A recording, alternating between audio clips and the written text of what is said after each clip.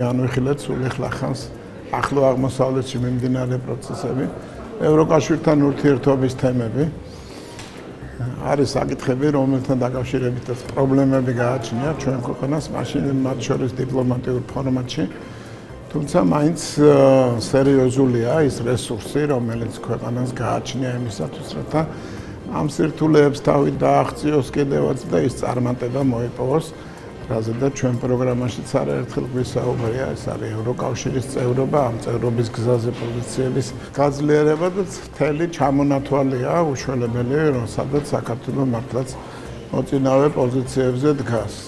დახურული შეხვედრის ფორმატია თქვენიც გარკვეულ დეტალებთან დაკავშირებით.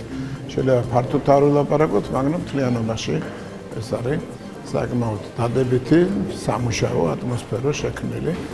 და მინისტრის სასახელოდ უნდა ითქვას, რომ თვითონ მიყავს ყველა ჯგუფის შეხვედრა, რომ ზუსტად ის აქცენტები კეთდება, რომელიც ჩვენ ქვეყანას დღეს აინტერესებს. ელჩების ყოველწლიური კონფერენცია ამბასადორიალი ძალიან მნიშვნელოვანი ფორმატია, რომელიც საშუალებას გვაძლევს საზღვარგარეთ ჩვენი დიპლომატიური წარმომადგენლების ხელმძღვანელებთან განვიხილოთ ჩვენი ქვეყნისთვის ყველა აქტუალური საკითხი.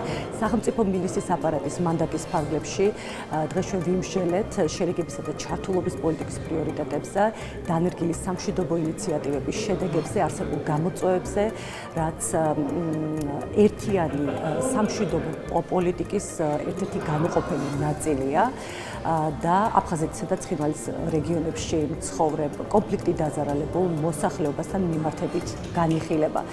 ამასთან ჩვენ ელჩებს გავაცანით სამოქალაქო თანასწორობის და ინტეგრაციის სახელმწიფო სტრატეგიის განხორციელების შედეგები, ის პოზიტიური დინამიკა, რომელიც სახეზე გვაქვს და 20-30 წლისთვის დასახული ამოცანები.